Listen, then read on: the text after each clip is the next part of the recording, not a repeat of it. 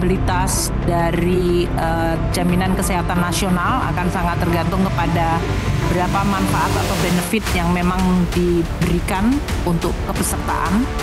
Kalau manfaatnya makin banyak berarti biayanya memang makin besar, dan oleh karena itu kalau supaya rakyat bisa mendapatkan jaminan kesehatan maka anggaran untuk yang ditanggung pemerintah harus makin tinggi, kan itu saja. Waktu keputusan kita dulu menaikkan tarif BPJS kan kita memutuskan supaya yang PBI bisa dinaikkan, artinya dari APBN Bapak. Tapi yang mandiri kan tidak dinaikkan, makanya kita memberikan subsidi sebagian dari mandiri itu. Mandiri itu masih di 35.000 kalau tidak salah, harusnya 42.000, jadi 7.000-nya itu dibayar oleh pemerintah.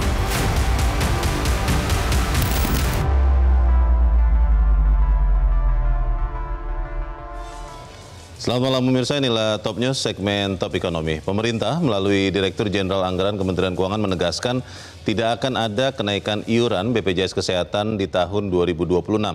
Yang akan dilakukan pemerintah tahun depan adalah menaikkan anggaran kesehatan dalam era APBN 2026. Ini sekaligus melengkapi informasi yang beredar di masyarakat sebelumnya bahwa Menteri Keuangan Sri Mulyani Indrawati mewacanakan kenaikan iuran BPJS Kesehatan mulai tahun 2026. Jadi pertanyaannya, iuran kesehatan tahun depan naik atau tidak? Pemirsa, inilah Top News segmen Top Ekonomi bersama saya Leonard Samosir.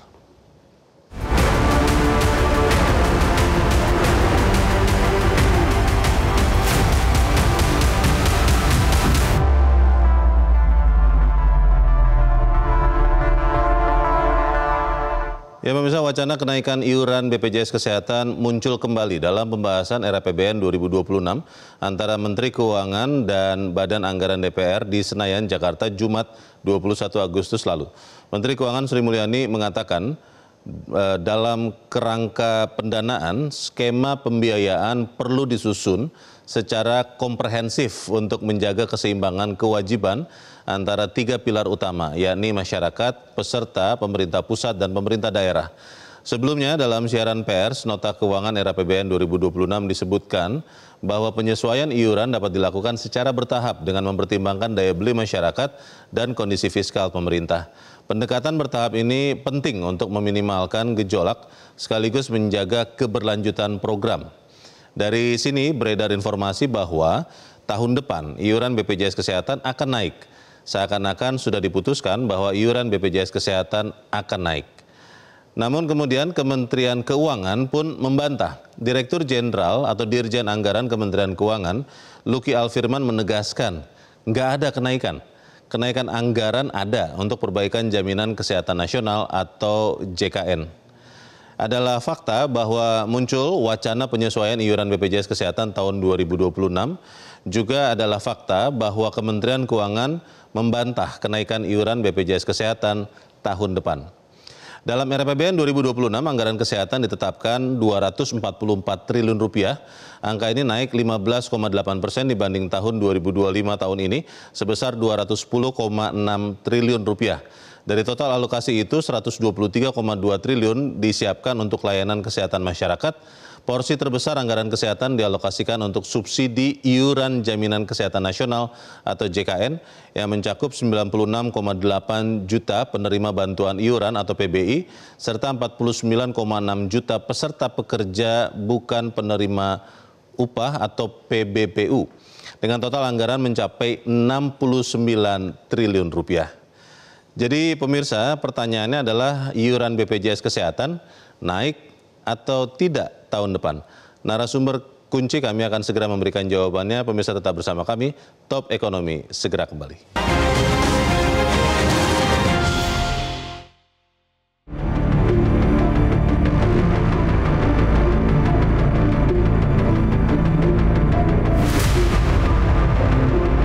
Sustainabilitas dari jaminan kesehatan nasional akan sangat tergantung kepada berapa manfaat atau benefit yang memang diberikan untuk kepesertaan. Kalau manfaatnya makin banyak berarti biayanya memang makin besar, dan oleh karena itu kalau supaya rakyat bisa mendapatkan jaminan kesehatan maka anggaran untuk yang ditanggung pemerintah harus makin tinggi, kan itu saja. Waktu keputusan kita dulu menaikkan tarif BPJS kan kita memutuskan supaya yang PBI bisa dinaikkan, artinya dari APBN Bapak. Tapi yang mandiri kan tidak dinaikkan, makanya kita memberikan subsidi sebagian dari mandiri itu. Mandiri itu masih di 35.000 kalau tidak salah, harusnya 42.000, jadi 7.000-nya itu dibayar oleh pemerintah.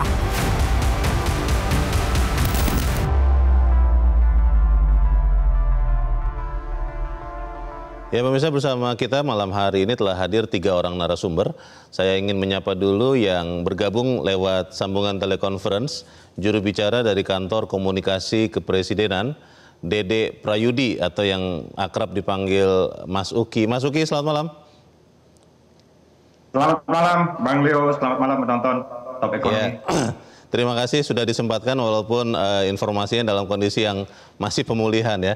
Dan saya akan menyapa juga di studio Metro TV pemirsa, ada 2 orang narasumber. Yang pertama adalah Ketua Kompartemen Pembiayaan dan Jaminan Kesehatan dari Persatuan Rumah Sakit Seluruh Indonesia atau PERSI, Kalsum Komaryani. Bu Yani, selamat malam. Selamat malam Pak Leo. Terima kasih sudah hadir. Dan juga telah hadir bersama kita Koordinator Advokasi BPJS Watch, Timbul Siregar. Bang Timbul, selamat malam. Selamat malam, Bang Leo. Terima kasih sudah hadir. Bu Yani. Iya, saya ingin bertanya dulu ke Mas Uki. Ini Mas Uki dan pemirsa, kami sebelumnya telah berusaha mengundang Direktur Utama BPJS Kesehatan, Pak Ali Gufron, dan juga Direktur Jenderal Anggaran Kementerian Keuangan, Pak Luki Alfirman, tetapi berhalangan hadir. Makanya saya ingin bertanya ke Mas Uki, ingin memastikan saja yang benar itu untuk tahun depan iuran BPJS Kesehatan itu akan naik atau tidak naik, Mas Uki? Ya, langsung juga saya jawab ya. Tidak ada kenaikan iuran JKN yang langsung dikenakan kepada masyarakat. Sekali lagi, tidak ada kenaikan iuran JKN yang langsung dikenakan kepada masyarakat.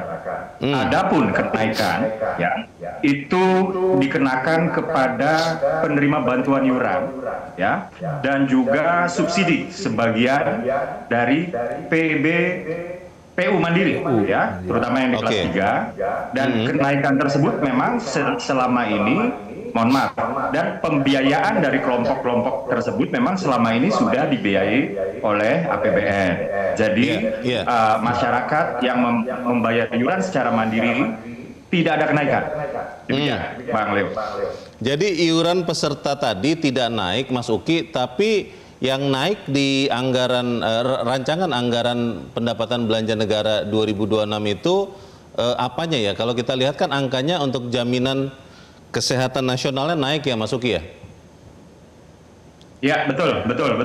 Jadi sebagian besar kenaikan ini adalah untuk utilisasi maupun perbaikan tarif layanan kesehatan. Ya, jadi kenaikan ini memang diperlukan dikarenakan memang semakin tahun itu biaya klaim itu semakin meningkat. Gitu. Dan kita itu sebetulnya punya bottleneck di sisi yang lain ya. Peserta mandiri ini kan banyak yang katakanlah di sini peserta yang nonaktif. Itu satu ya, soal kepatuhan iuran. Lalu yang kedua juga kita berbicara soal inclusion error dan exclusion error. Jadi baru 2025 ini kita memakai sebuah data yang menggunakan terobosan baru yaitu DTSN ya, untuk menghindari inclusion dan exclusion error. Nah, inclusion error ini yang sebenarnya menyebabkan pembengkakan biaya. Apa ini inclusion error? Inclusion error ini adalah nama-nama yang seharusnya tidak menerima bantuan iuran, itu dia menerima bantuan iuran. Begitu. Dan exclusion error adalah nama-nama yang seharusnya menerima, tapi nyatanya dia tidak menerima. Kalau misalnya kita pernah dengar ya, beberapa bulan lalu ada pemberitaan tentang penerima bantuan iuran itu namanya dicoret gitu. Nah, ini adalah hasil dari pendataan ulang ya dari DTSN yang melakukan 3 tahap. Yang pertama dia mensinkronisasi data sosial ekonomi dari seluruh kementerian yang selama ini berbeda-beda ya. Lalu kemudian mereka melakukan validasi dan terakhir mereka melakukan ground checking yaitu disebut verifikasi. Dan bedanya dengan data yang lama itu kan DTKS ya, data tunggal kesejahteraan sosial. Kalau DTKS pertama dia dilakukan atau pencacahannya itu dilakukan oleh tokoh lokal. Dan ini melahirkan bias-bias kekerabatan. Artinya tokoh lokal ini bisa saja mendahulukan orang-orang yang dikenalnya dulu dan lain-lain. Dan ini kerap terjadi sehingga kita lihat punya mobil, punya motor 3, tapi tidak tepat ya, Mas dia Uki menerima bantuan untuk rakyat miskin. Misalnya itu ya. Ya. Mas Uki, ini kenapa kita bertanya untuk memastikan naik apa tidak? Gimana? Karena yang kita tahu itu tersambung. Halo. Halo, tersambung Mas Uki. Bisa dengar suara saya ya? Oke, lanjut gimana? Oke. Ya, dengar. Yang kita ingin tahu sempat dibahas sebetulnya di dalam nota pengantar era APBN juga ada dan sempat dibahas dengan Banggar tentang kenaikan iuran, tapi kemudian menjadi diputuskan tidak naik. Ini penyebabnya apa? Bukan. Jadi begini, penerima bantuan iuran itu di dalam catatan keuangan negara itu juga merupakan pembayar iuran ke BPJS, ke Badan Penyelenggara. Yang PBI ya. Hanya saja source of the money, hanya saja sumber uangnya itu bukan dari penerima manfaat atau peserta. Sumber uangnya itu dari APBN. Keperluan kita supaya BPJS kita ini keuangannya sehat ya, supaya BPJS kita ini dapat dikatakan bisa sustain gitu ya. Maka memang harus ada iuran yang dinaikkan. Tapi kemudian kami tidak ingin pemerintah tidak ingin kenaikan ini membebani warga, membebani masyarakat, membebani rakyat yang selama ini membayar iuran. Itu. Jadi maka dikenakanlah kenaikan tersebut kepada penerima bantuan iuran dan juga peserta TBPU yang selama ini juga memang sudah dibayar oleh APBN. Jadi tidak ada kenaikan iuran yang dikenakan langsung kepada masyarakat. Demikian, Bang Leo. Terima kasih Mas Uki. Saya ingin ke Bu Yani dulu. Bu Yani, sudah dipastikan ini kantor komunikasi kepresidenan Mas Uki mengatakan iuran tidak naik. Kalau bicara kondisi rumah sakit sekarang yang menjadi peserta BPJS, itu seberapa urgent tambahan dana itu harus disegerakan? Kalau sekarang kan negara yang mengambil alih karena anggaran JKN yang dinaikkan. Itu seberapa berbahayanya Bu kalau kemudian tidak ada yang naik untuk rumah sakit? Iya, tadi saya mendengar sih ada kenaikan ya untuk iuran JKN khususnya untuk PBI dan PBPU yang disubsidi ya. Betul. Nah, implikasinya ke rumah sakit, yang pertama pastinya kami rumah sakit menyambut baik ya dan apresiasi atas kebijakan dari pemerintah ini. Dan yang keduanya kenaikan iuran ini tentunya diharapkan juga bisa memperbaiki tarif yang berlaku dibayarkan kepada rumah sakit oleh BPJS ya. Karena sepanjang 12 tahun lebih penyelenggaraan JKN baru 2 kali dilakukan kenaikan tarif ya. Untuk rumah sakit sendiri kenaikan tarif tentu sangat bermanfaat ya, karena pelayanan kesehatan yang dilaksanakan dalam program JKN diberikan kepada peserta JKN ini tentunya membutuhkan resource yang dikeluarkan oleh rumah sakit ya. Lalu rumah sakit nanti akan mendapatkan pembayaran dari BPJS. Tapi Bu, ini yang naik tidak semuanya loh Bu. Ini kan tadi dikatakan bahwa tahun depan hanya PBI dan tadi yang PBPU ya. Itu cukup membantu tidak kondisi tagihan dari rumah sakit kepada BPJS? Iya, saya kira tentunya ini nanti akan kita lihat dari apa yang disiapkan oleh Kementerian Kesehatan ya, di mana mereka akan mengeluarkan tarif baru ya. Tapi terus terang kalau tidak semua segmen kepesertaan iurannya dinaikkan, tentunya kenaikannya mungkin kurang signifikan ya, mohon maaf istilahnya. Jadi akan tetap akan jadi ada yang tidak terbayarkan. Barangkali kenaikan tarifnya pun akan ada pembatasan seperti itu ya. Sementara inflasi di bidang kesehatan ini juga sebenarnya berada di atas dari sektor-sektor lain ya. Jadi, nah inilah mungkin yang diharapkan adanya kenaikan iuran yang tentunya juga yang optimal sehingga nanti bisa membackup kenaikan tarif kepada rumah sakit. Artinya Bu, rumah sakit lebih bisa sustainable dengan kenaikan yang seperti disampaikan, tidak seluruh peserta, atau sebenarnya lebih bisa sustain kalau iuran seluruh pesertanya dinaikkan? Ya, jadi bila sebagian seperti disampaikan oleh Pak Dede ya, mungkin tidak bisa memberikan ruang juga bagi rumah sakit untuk berkembang dan meningkatkan mutu. Agar tertahan begitu ya? Jadi rumah sakit ini memang dituntut untuk memberikan pelayanan sesuai dengan standar ya, dan sesuai menjaga mutu layanan serta keselamatan pasien. Nah ini ruang-ruang untuk peningkatan mutu, juga untuk pengembangan ini barangkali juga kurang terakomodir barangkali. Ya. Bu, Bang Timbul, kalau Anda lihat sebetulnya, ini sayangnya BPJS Kesehatannya tidak bisa hadir malam ini. Tapi kalau Anda melihat sebetulnya dengan pilihan, kalau saya lihatnya jalan tengah ya, yang dinaikkan hanya sebagian saja untuk tahun depan, itu akan bisa membantu kondisi BPJS-nya dulu, rumah sakit nanti deh. Atau memang harusnya sih seluruh peserta, semua kelasnya naik iurannya? Ya, jadi memang kenaikan iuran itu kan bagian dari amanat regulasi ya. Undang-undang SJSN bilang iuran ditinjau secara berkala.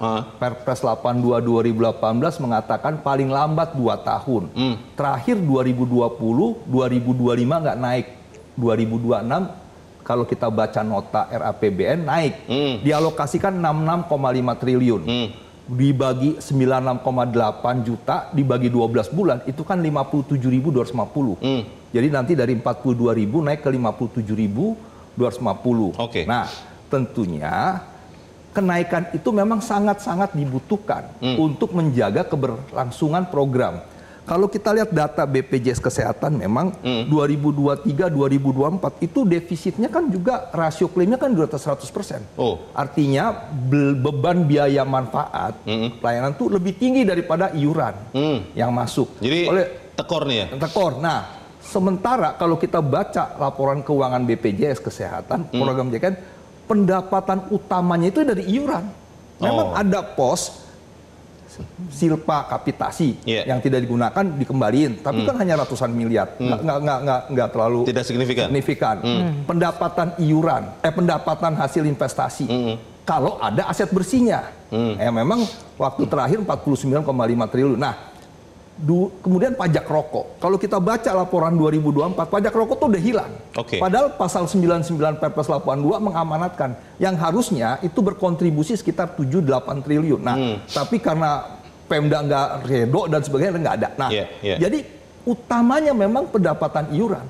Nah, kalau iuran itu memang tidak naik, ya diprediksi oleh BPJS Kesehatan itu di 2026 itu nanti akan terjadi defisit minus 26 triliun. Kalau tidak naik sama sekali. Sama sekali. Nah, artinya kalaupun sekarang naik di RAPBN sekitar 53.250, 57.250, itu kan naiknya sekitar 17 triliun dari 48 triliun.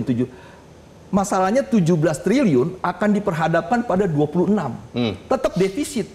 Nah, persoalannya ke rumah sakit adalah ketika BPJS Kesehatan tidak secara tepat waktu membayar, cash flow rumah sakit terganggu.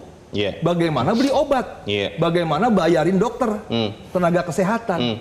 Nah, ujung-ujungnya ya pelayanan terganggu kepada peserta. Dengan yang sekarang diputuskan, tadi Mas Uki mengatakan, Bang Timbul, bahwa PBI naik, PBPU juga naik, itu akan bisa membantu nggak mengurangi defisit yang diperkirakan itu nggak untuk tahun depan? Ya, tadi kalau kita baca nota kan, 66,5 itu untuk PBI-nya, 2,5-nya itu untuk subsidi BPU, ya. Nah, kalau saya perhatikan kan begini harusnya. Jadi kalau nanti ditetapkannya iuran 57.250, subsidinya hanya 4.200, 2 triliun, 2,5 triliun bagi 49 juta orang bagi 12 itu kan 4.200 subsidi per orang. Subsidinya ya? per orang. Yang sekarang tuh 7.000. Oke. Justru sebenarnya kita pertanyakan kenapa diturunkan subsidi ini.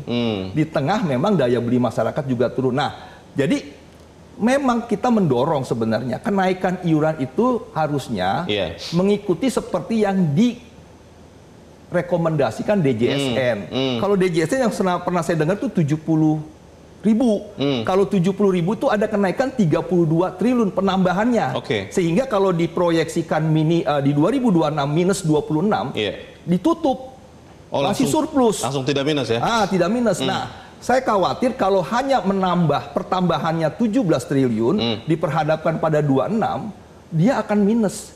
Yang tadi kita akan terjadi seperti 2014 2019 yang terus defisit. Nggak pegang uang. Barulah 2021, 22, 23, 24 ada aset bersih. Memang di 2025 diperkirakan sekitar 15,5 triliun yang sisa. Tapi ini kan diperhadapkan pada 2026 yang penyakit yang bebannya akan terus meningkat. Termakan juga itu. Nah, termakan. Nah, jadi memang menurut saya kembali bahwa kalau kebijakan pemerintah untuk tidak menaikkan dulu di peserta mandiri memang tepat. Karena juga begini, di peserta mandiri itu kan diperhadapkan pada peserta yang 15 juta masih nunggak. Dinaikin 1 perak saja, yang 35 sekarang nih, 1 perak saja dinaikin, belum tentu bisa dibayar. Maksud saya, ayo pemerintah selain punya kebijakan menaikkan yang memang menjadi sebuah amanat regulasi, tolong diselesaikan juga tunggakan iuran supaya mereka kembali menjadi peserta aktif, menjadi masyarakat yang dilayani JKN. Berapa banyak itu, Bang? Ada 15 juta. 15 juta orang? 15 juta. Ini kan dampak dari kenaikan di 2020 ketika naikin di PBPU kelas 3 menjadi 35, dari 23.000 ke 35.000. Nah, di kondisi daya beli sangat menurun, 35 nggak mampu. Satu keluarga misalnya 3 orang. Nah, inilah yang akhirnya sampai 5 tahun terakhir ini, ya 15 juta itu menunggak. Yang memang harus juga diselesaikan supaya ketika ada nanti kenaikan iuran, kalaupun mereka sudah selesai dulu dengan tunggakannya. Pertanyaannya, apakah itu memang bisa dilakukan karena ya memang ekonomi saat ini masih tumbuh, tapi dikatakan tidak baik-baik saja. Pemirsa tetap bersama kami, Top Ekonomi segera kembali.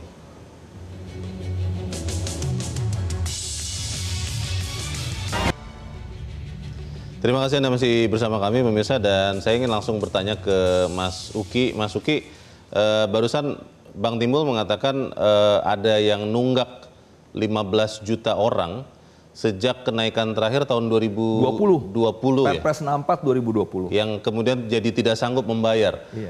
Dalam perhitungan pemerintah, Mas Uki, apakah yang menunggak 15 juta orang ini memang juga sudah masuk dalam perhitungan atau seperti apa, Mas?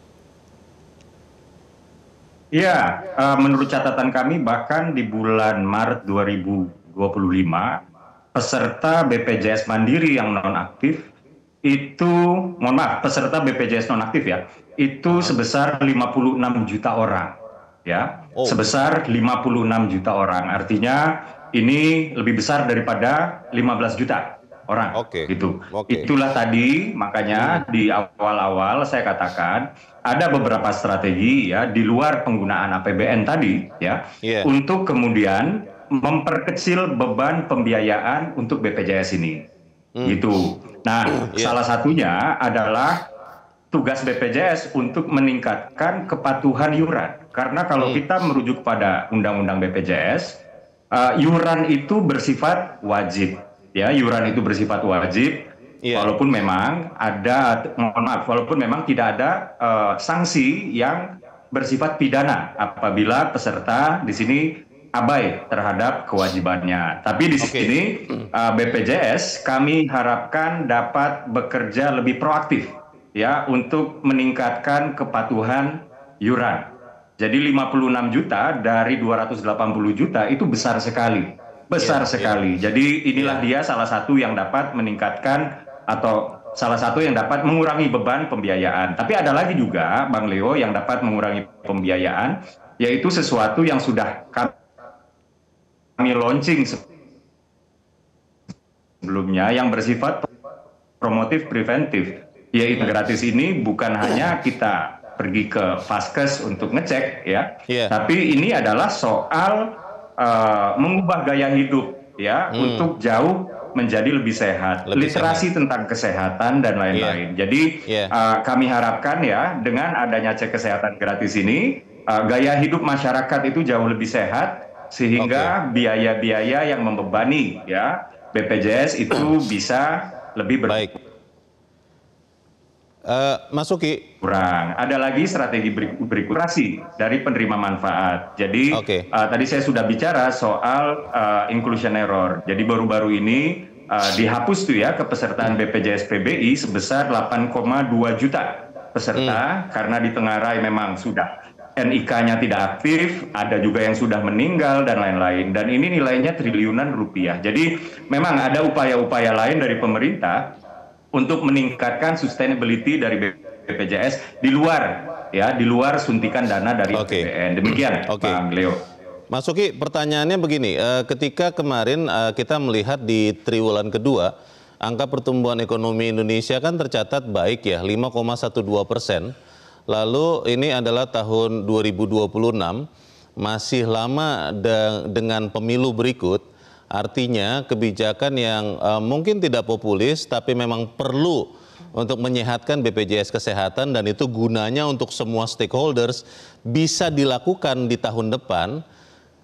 Kenapa itu tidak diambil oleh pemerintah? Maksudnya bukan hanya beberapa kelas peserta saja yang naik, tapi keseluruhan dinaikkan, Mas Uki. Kenapa tidak berani itu yang diambil oleh pemerintah, Mas Uki?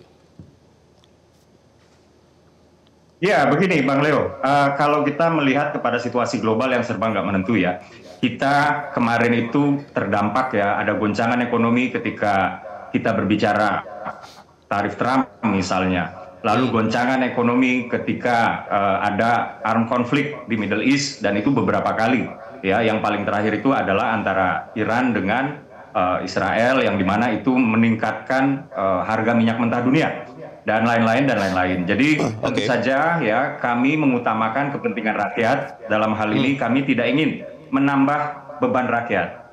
Jadi ketika beban rakyat itu ditambah dan ketika ada guncangan, maka di sini yang harus ditambah adalah dana untuk perlinsos, untuk bansos. Jadi sebaiknya kita tetap menjaga daya beli masyarakat, ya kita tidak membebani rakyat dengan tambahan-tambahan pembiayaan dan ada cara-cara lain ya yang masih bisa kita lakukan seperti yang saya katakan tadi ya, cara untuk mengurangi exclusion error ya, cara promotif preventif dan lain-lain termasuk di sini adalah suntikan APBN. Jadi selama cara lain dapat kita lakukan ya, membebani rakyat itu bukan opsi bagi kami. Demikian Bang Leo.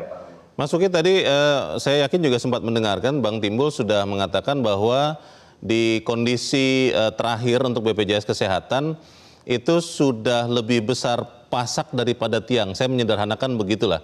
Dan kalau kemudian iuran rakyat tidak diajak untuk juga memikirkan kesehatannya dengan menambah sekian puluh ribu rupiah untuk mengiur dengan kenaikan, itu kan jadi kurang sehat juga untuk APBN juga, lalu juga untuk masyarakat. Benar sudah ada cek kesehatan gratis, tapi kalau kemudian iuran BPJS-nya dikalahkan, misalnya katakanlah dengan kesenangan yang lain. Sempat Menteri Keuangan mengatakan, kok orang masih bisa beli rokok, sementara misalnya untuk iuran kesehatannya keberatan menaikkan. Bukankah ini bisa dikondisikan, dikomunikasikan, diperjelas begitu Mas Uki, supaya kemudian BPJS Kesehatannya tidak menjadi berbahaya kondisi keuangannya. Bagaimana Mas? Ya, apa yang tadi dikatakan oleh Pak Timbul, Pak Timbul ini sahabat diskusi saya juga kadang-kadang tentang BPJS, itu adalah sebuah proyeksi, ya, yang dimana proyeksi tersebut dia tidak mengikutkan variabel-variabel yang tadi sudah saya katakan tadi ya, termasuk di sini dampak dari upaya promotif preventif. Nah, tadi kalau Bang Leo sudah menyebutkan tentang bahaya merokok atau kok sanggup beli rokok tapi bayar iuran nggak mau dan lain-lain, disinilah dia gunanya si promotif preventif tadi, gitu. Dan ini kaitannya tentu saja terkait dengan kepatuhan iuran dan juga kaitannya tentang gaya hidup yang lebih sehat dan lain-lain, yang dimana ini diharapkan dapat menekan biaya klaim. Gitu. Dan tentu saja ada upaya-upaya lain. Jadi di sini tadi saya sudah mencatat ya, di sini di luar APBN saja kami ada 4 upaya, kurang lebih seperti itu. Dan APBN merupakan upaya yang kelima, dan tentu saja kalau kita masih ada opsi lain, membebani rakyat itu bukan opsi bagi kami. Demikian, Bang Leo. Oke, terima kasih Mas Uki. Bu Yani, kalau melihat ya, BPJS kan sudah bekerja berapa? 11 tahun. Tahun ke-12 sekarang. Ini tahun ke-12. Ya.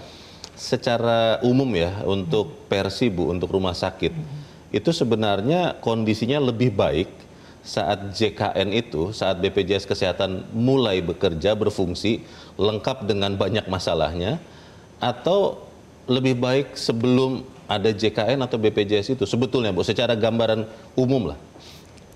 Iya. Semuanya saya kira ada plus minusnya ya. Ada plus minusnya. Untuk rumah sakit. Ya. Karena saat sebelum JKN atau BPJS itu memang pola pembayaran dengan cara fee for service ya istilahnya, di mana yang menentukan adalah rumah sakit ya. Iya. Tentunya itu menyenangkan untuk rumah sakit ya. Namun sekarang dengan adanya BPJS, pola pembayaran ini memang lebih dipilih yang prospektif payment ya, di mana dengan sistem INASI-BIJIS. Tapi ada positifnya juga, di mana pembayaran itu lebih pasti ya dengan pola INASI-BIJIS, dan tentunya dengan adanya JKN, utilisasi juga meningkat. Ya.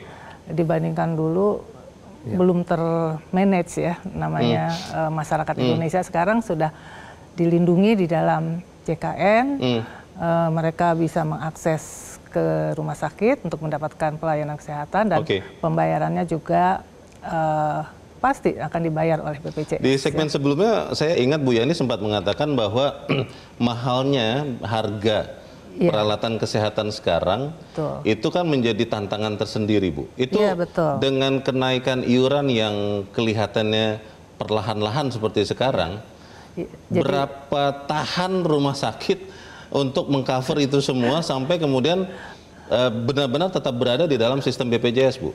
Iya, jadi untuk JKN, obat dan alat kesehatan itu kan hampir setiap tahun meningkat ya. Dan itu tentunya menjadi istilahnya bagian dari rumah sakit untuk memberikan pelayanan kepada pasien. Itu naiknya memang benar-benar di luar kendali rumah sakit, atau memang rumah sakit masih bisa lebih berhemat lagi? Ya, jadi tentunya rumah sakit juga harus pandai-pandai untuk memilih obat ataupun alat yang efisien tapi tetap memenuhi standar ya, secara mutunya baik gitu. Jadi selama di bawah JKN ini, rumah sakit pun ya harus pandai-pandai ya mengelola pelayanan kepada pasien, khususnya pasien JKN ya. Selain itu juga untuk bertahan di rumah sakit juga memang selain melayani program JKN, melayani juga yang non JKN. Nah, mungkin disitulah ada subsidi silang ya. Yang non JKN itu lebih besar ya pemasukannya Bu untuk rumah sakit ketimbang yang JKN? Jujur saja Bu. Itu secara umum. Tergantung rumah sakitnya ya. Biasanya kalau rumah sakit swasta ya bisa seperti itu. Tapi kalau pemerintah di mana persentase peserta pasien JKN-nya cukup besar ya, hampir 90%, ya mungkin yang non JKN-nya tidak sebesar JKN ya. Bang Timbul, tadi saya nanya ke Mas Uki, melihat kondisi ekonomi kita yang sebenarnya bagus karena triwulan kedua kemarin kita tumbuh 5,12 dan kemudian ini selesai tahun pemilu, tahun politik, walaupun ada tekanan geopolitik, geoekonomi, tapi kan kalau dikomunikasikan dengan baik, ini pemikiran saya, harusnya sih peserta bisa juga menahan kenaikan iuran ini. Itu kira-kira kapan waktu yang tepat untuk bisa membiarkan iuran BPJS ini untuk seluruh kelasnya ya Bang ya, naik Bang? Ya, sebelum jawab situ saya mau coba klarifikasi ya terkait dengan yang disampaikan Mas Uki tadi. 56 juta yang nonaktif itu 15 juta peserta mandiri. Oke. Yang 40-an juta itu penerima bantuan iuran masyarakat miskin yang dinonaktifkan. 4 Juni 2025 keluar surat dari Kementerian Sosial menonaktifkan 7,3 juta orang yang di DTKS ada, dikonversi ke DTSen, hilang. Tetapi dalam surat itu disebutkan lagi, bagi yang dinonaktifkan yang membutuhkan layanan kesehatan bisa mereaktivasi menjadi peserta PBI lagi. Kan saya bilang gini, kalau pemerintah sudah meyakinkan bahwa 7,3 juta itu bukan orang miskin dan dikeluarkan, kenapa mesti harus ada reaktivasi? Kenapa ada opsi itu gitu? Kenapa ada opsi itu? Kan ini kan persoalan DTSen itu pun belum bisa memastikan data yang ada di situ betul-betul adalah orang miskin dan tidak mampu. Survei Kesehatan Indonesia yang dikeluarkan oleh Kemenkes tahun 2024 mengatakan 35% penghuni PBI itu adalah karyawan swasta. Nah, yang mau saya katakan gini, ada 40-an juta masyarakat miskin yang dinonaktifkan tanpa ada survei ataupun penonaktifan yang objektif gitu. Betul nggak dia orang miskin? Tidak diperiksa dulu begitu? Nah, tentunya betul tadi inclusion error, exclusion error. Nah, sekarang kan yang menjadi persoalan kan gini, rakyat miskin yang 40 juta itu kenapa tidak diaktifkan? Kan gitu. Karena anggaran, iya. Tetapi kenapa tidak juga dilakukan proses dalam PP 76 2015 disebut dengan cleansing data. Cleansing data itu pun tidak mampu dilakukan oleh Kementerian Sosial sehingga ada masyarakat miskin yang harusnya masuk tidak masuk. Nah, kemudian yang tidak masuk malah masuk kan gitu. Nah, itu klarifikasi pertama. Jadi memang pemerintah masih punya kewajiban untuk memasukkan orang-orang miskin ke PB ini. Nah, itu yang pertama. Yang kedua, nanti kan akan ada kenaikan menjadi 57.250 untuk PBI. Itu juga akan berlaku untuk PBI yang dibiayai oleh APBD. Nah, sementara kalau kita baca buku nota keuangan untuk 2026, terjadi penurunan transfer ke daerah 200 triliun. Sekarang masalahnya Pemda yang punya fiskalnya nggak begitu dia dikurangin, dia akan juga mengurangi orang miskin yang didaftarkan oleh Pemda itu. Karena dia tidak punya uang. Jadi itu pertanyaannya ya? Nah, artinya akan semakin banyak dari 40 juta ini, kan 15 untuk mandiri, 40-an itu untuk akan semakin banyak orang miskin. Nah, sekarang kan pertanyaannya, bagaimana pemerintah menjawab menurunnya transfer ke daerah 200 triliun, naiknya iuran PBI menjadi 57.250. Nah, jadi kembali persoalannya yang tadi menjawab tadi bahwa memang sebenarnya ini kan daya beli harus dilihat sebagai bagian yang kalau dalam regulasi kenaikan itu harus memperhatikan daya beli juga. Nah, jadi kalau saya mau baca lagi di anggaran 2026, 2,5 triliun itu kan dibayarkan untuk subsidi. Yang tadi saya katakan 4.200 perak. Sementara kelas 3 itu naik nanti menjadi 57.250 dikurangi 4.200 kan berarti 53.050 perak. Nah, artinya sebenarnya kalau membaca data itu kelas 3 mandiri itu kan juga naik. Nah, sekarang kalau memang nggak naik, 2,5 triliun itu untuk apa? Bang, pertanyaannya kembali lagi yang saya tanyakan di awal. Apakah sekarang, maksud saya tahun depan, itu waktu yang cukup tepat untuk membolehkan kenaikan iuran bagi seluruh kelas peserta BPJS Kesehatan? Ya, nah itu kan yang tadi saya sampaikan bahwa saat ini ada 15 juta peserta mandiri yang menunggak. Naikin 1 perak saja belum tentu dia bisa mampu bayar. Makanya saya bilang gini, kalaupun diprediksi ke depan, setting tahun depan naik, tolong yang mandiri-mandiri yang menunggak ini dikasih kebijakan dong. Apa itu? Orang kaya saja dapat amnesti pajak. Oke. Kenapa dia nggak dapat amnesti iuran tunggakan? Maksudnya bentuknya jadi apa? Kalau yang memang miskin di write off. Oh. Kalau yang memang kelas 2, kelas 1 yang memang nggak mampu, kasih diskon. Oke. Supaya dia bisa kembali menjadi aktif untuk membayar. Kalaupun terjadi kenaikan, dia mampu. Baik. Nah, ini jadi hal yang penting untuk disampaikan. Ya, kita langsung tanyakan dulu Bang Timbul kepada Mas Uki. Mas Uki, yang disampaikan ini akan bisa terakomodir atau kira-kira seperti apa, Mas? Silakan. Ya, pertama-tama begini, ada komentar saya atau saya harus meluruskan terkait dengan data DTSN yang dianggap belum cukup akurat, apalagi kemudian tadi disebut juga ada DTKS ya, bahwa di DTKS ada, kemudian di DTSN itu tidak ada.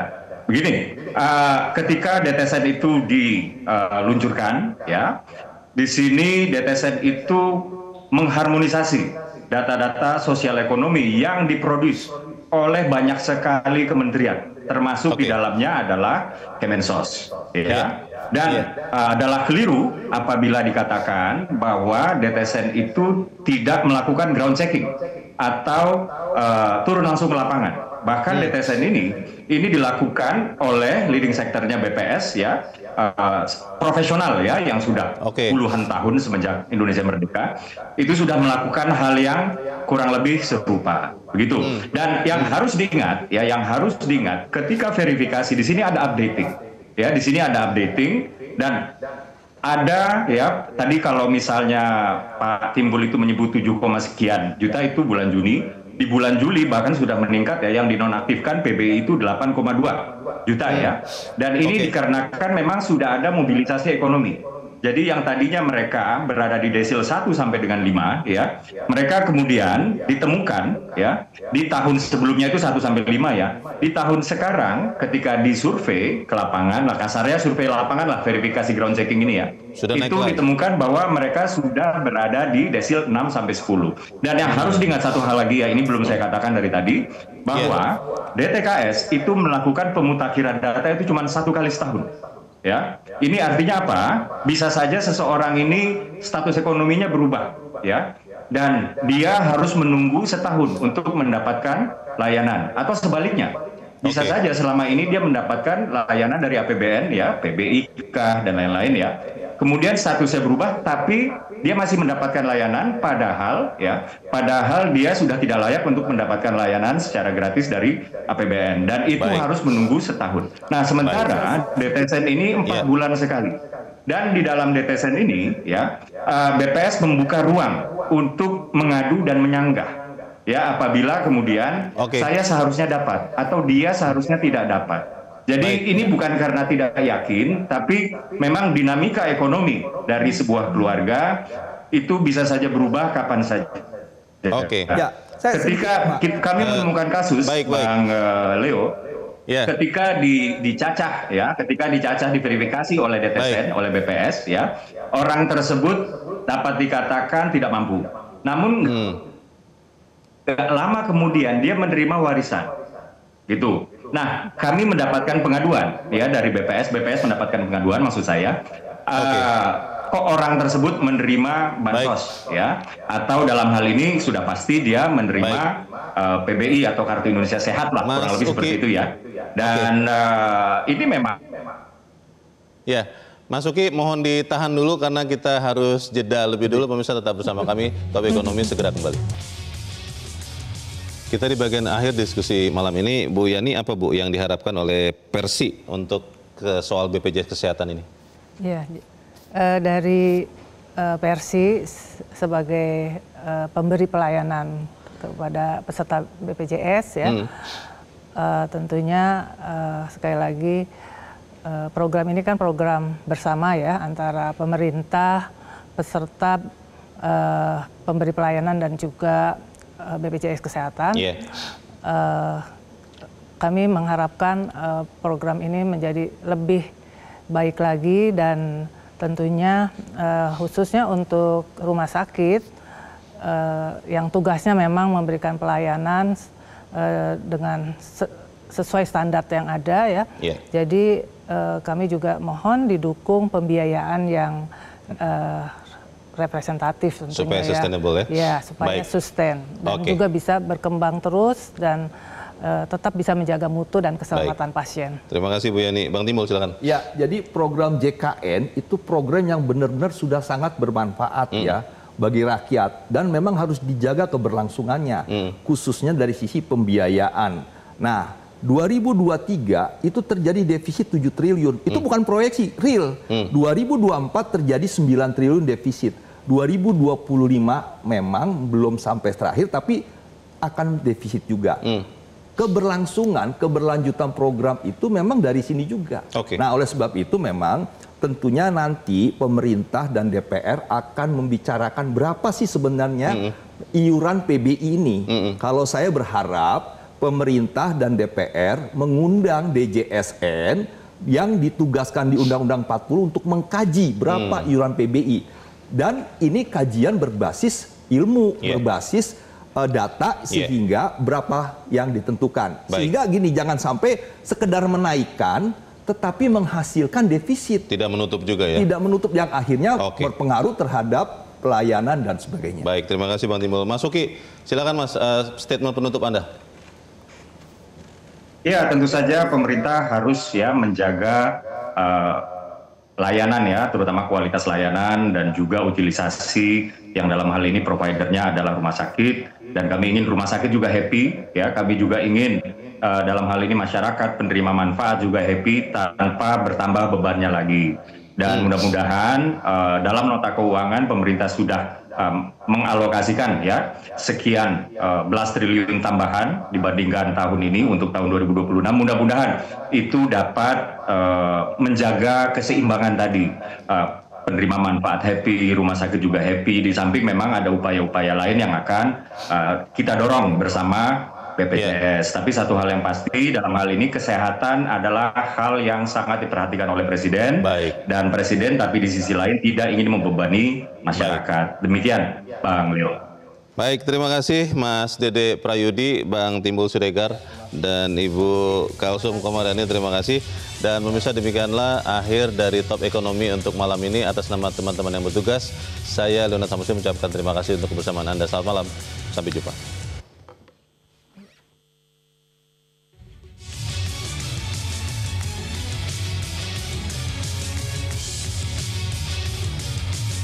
Jelajahi cara baru mendapatkan informasi. Download Metro TV Extend sekarang.